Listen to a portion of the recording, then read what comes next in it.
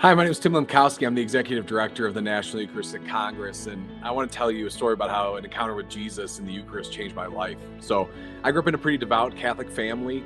My parents were daily rosary, daily mass kind of people, and I like to kind of joke that I was sort of the black sheep of the family, kind of the rebellious one. I'm the second oldest of six, and for me, especially in middle school and high school growing up, very much so was kind of falling away from the faith, certainly not living a lifestyle kind of conformed to Christ or discipleship, to say the least.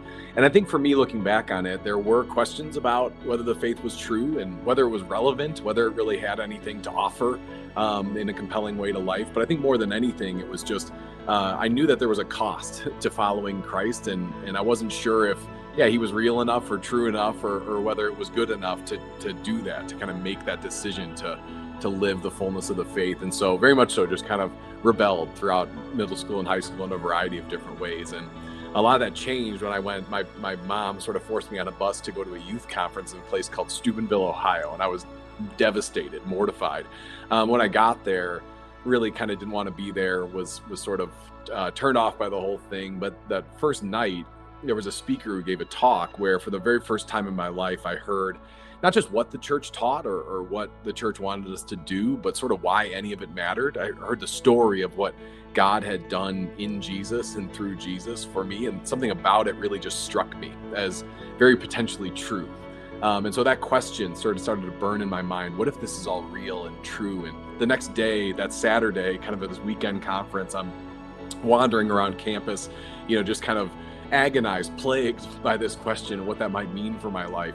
And that night, the high point kind of a Steubenville Youth Conference is an experience of Eucharistic adoration, where there's music and there's for an hour, 2 hours, teens are kneeling in adoration, praying, and they actually process Jesus around sort of the field house area. And so as I was kneeling there, and the monstrance, the priest of the monstrance came close, I uttered sort of the first sincere prayer of my entire life, where I said, Lord, if you're real, right, if this is true, if this is real, I'm open. And Pope Benedict XVI says, being Christian is not the result of an ethical choice or a lofty ideal, but it's the fruit of an encounter with a person who gives life a new horizon and a decisive direction. And the only thing I can really describe about that experience, you might know this if you've had an encounter like that yourself, is that God became less of an idea or sort of a mythology, but a person. He became real.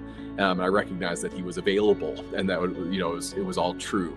And so really that moment sort of a personal encounter led to me to kind of go deeper and search and really make a decision after a little bit to begin living for God and following him. I started reading to try to understand more of the faith that I'd come to encounter. I really changed my life and left a lot of friendships that weren't bringing peace and joy, sort of changed the media that I was consuming. And it just led me on this journey of recognizing, like, this is the place where all the answers and questions in my heart, I was, before this encounter, I was unhappy, right? Like, I thought I was free, thought I was living for the world, but deeply unhappy and unsure of what I stood for and who I was and what my identity was as a man.